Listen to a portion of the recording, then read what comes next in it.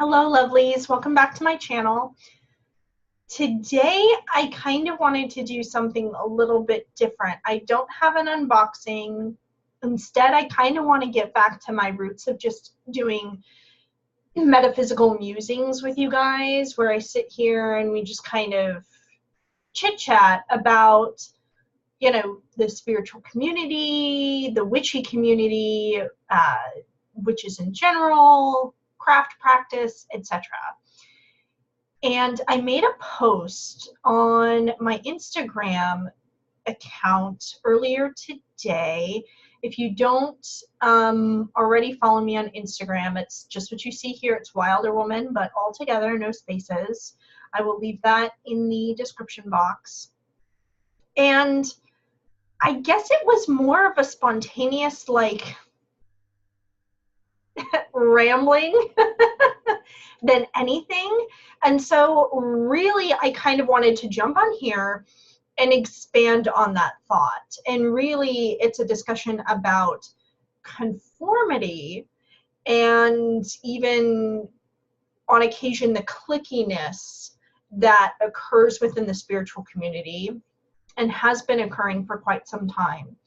I have a lot of thoughts on it. As I'm sure you are aware, since you're watching me make a video on it. And I just wanted to share them with you guys and just my thoughts in general. When I first started on my metaphysical journey, my spiritual practice, guys, dial-up days, dial-up internet, the AOL, scrappy, basically sounds like white noise, poltergeist sounds of internet dial-up. So there weren't a lot of online resources. There were hardly any, really, in order to tap into to get information about witchcraft and about spiritual practices in general. There certainly wasn't an online presence for the yoga community, really anything. Right? I had no idea what chakras were. I had not been introduced to that word. These were scrolling for years, HTML pages with the little glittery GIFs. So, not a lot of online information to work with. And with the websites that we did come across, honestly, they were cookie cutter regurgitated the same information across like all five. There were five.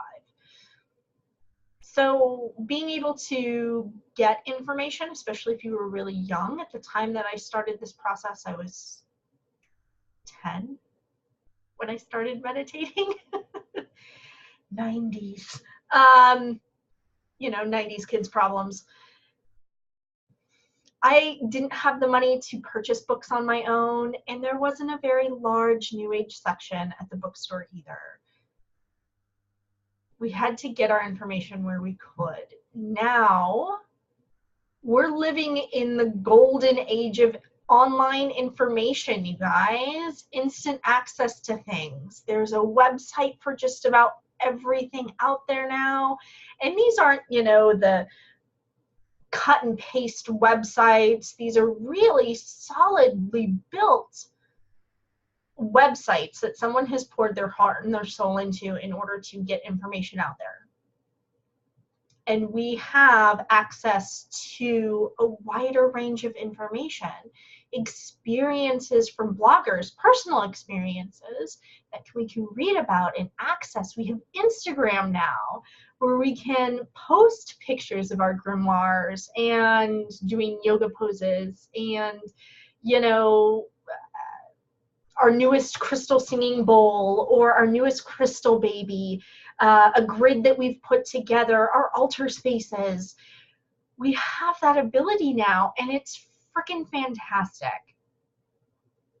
What I think we're starting to lack by having that wide range of access, when I started out, a lot of what myself and other practitioners did was just make it up as we go along.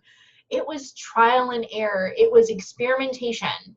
It was writing down recipes and tweaking them if they failed, casting a spell, and then going back and picking it apart to find out, okay, what didn't work. It was memorizing correspondences, and honestly, majority of it, writing your own rituals and spells to figure out what worked for you and just what did not work.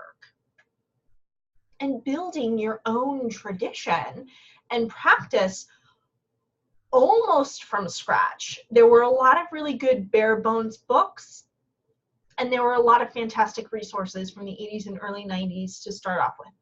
Scott Cunningham was a huge resource for solitary practitioners, you know, back in the day. There are half a dozen others. Starhawk, you know, another prolific writer. Patricia Tesco, I'm probably butchering your name. I'm sorry, my dear. She wrote a book called Wicked 2000 that I remember. Silver Ravenwolf, another huge one that influenced, you know, the witches of the 90s. And those were the books that we then took, you know, Raymond Buckland, Uncle Bucky's Big Blue Book of Witchcraft, you know, we took those resources and through trial and error stripped them apart, because another big thing was we didn't have YouTube. You know, if you were lucky enough to live in a city like I do, San Diego is, the county has 3 million people in it. I know that's a larger population than a few states that we have in the United States. If you're lucky enough to have grown up in a large metropolitan area, you may or may not have had access to local metaphysical workshops, stores that taught classes, maybe even introduced you to a coven or two. But for the most part, if you were in a more rural area where the closest metaphysical store was an hour and a half away, you had to piece together what you could from books. You didn't have anybody showing you how to do any of these things. You had some pictures, you know, drawings and such diagrams that you could pull from some of these books. But a lot of it, you were just making this shit up in your head as you went, you know, or taking a ritual written by Eden McCoy or DJ Conway and stripping it out, you know, rewriting bits and tooling it to work for you and your lifestyle in your practice. Nowadays, like I said, we have access to so much information. You can go on YouTube and you can watch videos on your practice, on folks' practices, how they do things, what their altar setup looks like, their full moon rituals. And I think the downside of that is we get hung up in now somebody new coming in, there's an information overload. There's too much information. And then when we see or experience, you know, 100 accounts in our Instagram feed all saying like, set your intentions for the new moon, set your intentions for the new moon, set your intentions for the new moon. A brand new person coming in goes, oh shit, like, is that what we're supposed to do every single full moon? How do I do that? And then they're just, you know, there's pressure to make sure that you conform to this ideal spiritual practice, right? That there's a lot of pressure to make sure you're doing what everybody else is doing, that your setup looks this way, that, you know, you're not a true yogi if you don't have this crystal in your area while you're doing this pose. And I've noticed the community also become a little cliquish because of that. You've got your moon children who, you know, their sole practice is following the phases of the moon and are usually yogis or at least very health conscious. You know, we've got the green witches who are at an extreme end of the spectrum, vegan, everything green, zero waste. You know, you need to be outside to ground yourself with bare feet touching the earth, and called earthing, in order to ground. And you need to have plants in your house and be mama nature. And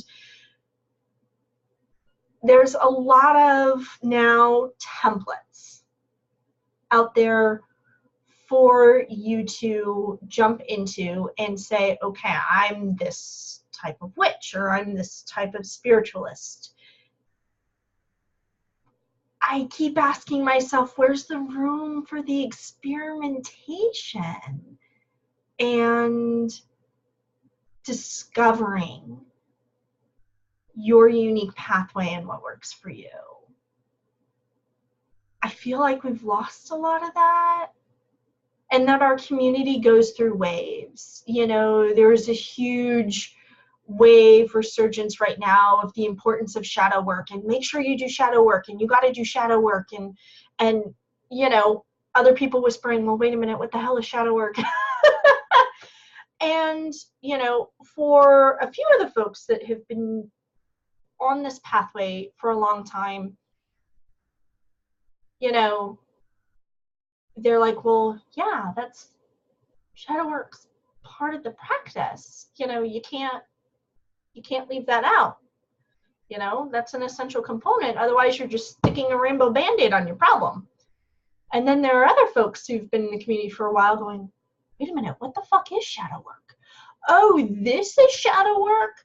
Looking at, you know, the dark shit that you don't want to look at, journaling out your issues, diving deep to find out what needs to be cut, cord cutting, releasing, working with crone energy, you know, mostly journaling again, journeying to the underworld, finding out shit about yourself, unraveling, you know, your all the dark aspects of your personality that you think are bad, and finding out what your triggers are, why they trigger you, working through those.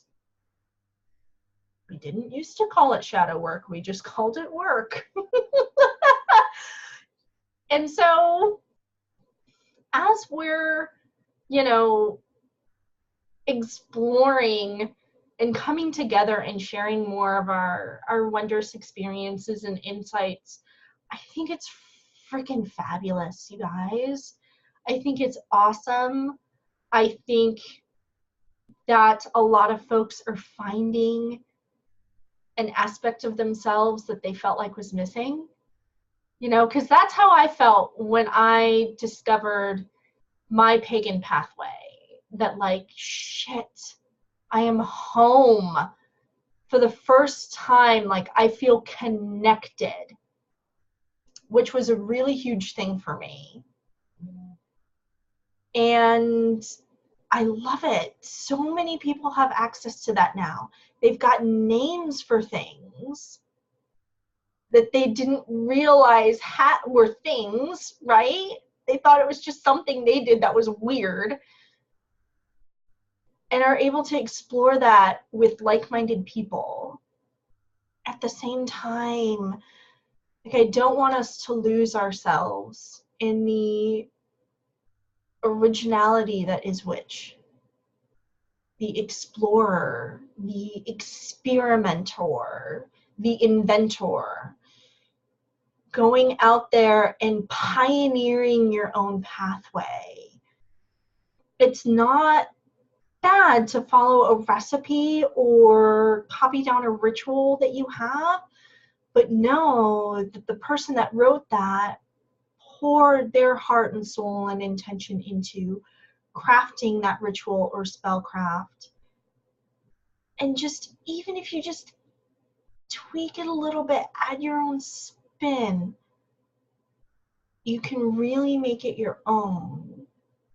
And even better, taking that and using it more of a template for writing your own recipes and spells and rituals and creating your own ceremonies and craft practice. You know, I don't want us to get so caught up in the way things should look or should be done. There are certain universal laws of magic, you know, they kind of go off of their own physics rules, almost, essentially, you know, in working with energy, that the universe echoes energy, and whatever you send out typically comes back to you in a similar or greater fashion. Those can't be altered. That's like, no, that's like when you throw something up in the air, it's going to come back down. It's gravity. It's stuck there, right? But how you go about crafting is really up to you, and that's where it can be original. And so the post that I made, because tonight is a full moon, it's the Mayflower full moon in Sagittarius. Ironically enough, my moon is in Sagittarius. So I'm also feeling particularly feisty at the moment, in case you couldn't tell. And I wrote a post saying, do you need to celebrate the full moon? Nope. And I meant it. In that moment, I knew in my feed I was going to see the same thing that I saw month after month after month after month, which is, it's the full moon. What are you doing tonight? Make sure you set out all your decks to absorb energy and get cleared. Make sure you're setting out all your crystals to be cleansed by the light of the moon. You know, make sure you light a candle. Do this, do that, run over here. What are you releasing? What are you cultivating? Craziness. And it was going to be that same echoing cycle that I've seen over and over and over again. And I just thought, you know what? Someone's going to see this and feel guilty about not lighting a candle or setting out all of their fucking tarot decks or doing whatever. And they're going to feel horrible. And they're going to think that they're failing themselves and their spiritual path. And they're not. They're not. And I don't think anybody that makes the full moon posts, I've made them before, like, hey, happy full moon, what are you all up to? I don't think anybody that posts those, the intention is to put pressure on other people of like, make sure you're taking advantage of this time. Fire, fire, fire. Action, action, action. I don't think it's to put anybody down or make them feel like they have to do anything. I think it comes from an internal, we feel obligated to say something and honor something, especially if we happen to be a leader or a voice in the community. And it's, you know, it's fine if it's one post, but when you're looking at your feed and every other post is like full moon this, full moon that, it can get really overwhelming. And everybody is on their own cycle. We all have our own internal cycles that we follow. We all have times where the full moon comes around. We don't want to do shit. We just want to lay in bed and read a book. Or we have hyped up energy, but we want to direct it towards finishing this project or weeding the garden or cleaning the downstairs bathroom. But there's this, you know, guilt we have hanging over our heads that we put on ourselves, right? That I shouldn't be doing what I really, really want to do. I instead should sit at my altar, make sure I do this, pull out this white candle, set everything around, talk to Mama Moon, and do my thing and spend my energy that way. But you don't have to. You don't have to. I promise you, Mama Moon ain't gonna be pissed that that one night you didn't walk outside and say hi to her. Okay? No, it's not going to happen. My point is, whatever you decide your spiritual practice to be, stop putting the weight of the world on your shoulders, that you have to be consistent every freaking cycle, that you have to do things this certain way every single time, that you have to really do anything that somebody else is doing, anything I'm doing, anything this other spiritual guru is doing, anything that this prolific witch author is doing. You don't. You absolutely do not. You can do what we do if that's what floats your boat, you know, but you don't have to at all whatsoever. Take that pressure off you. You do not need that shit in your life, girl. Okay? Or boy. Person. You do not need that shit in your life. All right? You don't. So one less thing to worry about. So if you're sitting there tonight and you're like, I just fucking want to watch YouTube videos for this full moon, do it. If you want to Netflix and chill, do it. If you want to go outside and have the biggest, baddest full moon ritual you've ever done in your life, do it. If you just want to sit there and draw cards and do a full moon tarot spread, do it. If you want to, I don't know, Clorox bleach your kitchen, do it. You do you, okay? Don't let the overflow of information and multiplicity of our spiritual community weigh you down from being you and doing what's best for you and your practice, okay? That's what I wanted to tell y'all tonight. I hope that you're having an amazing Tuesday, and I hope to see you in the next video. Until then, my lovelies, blessed be.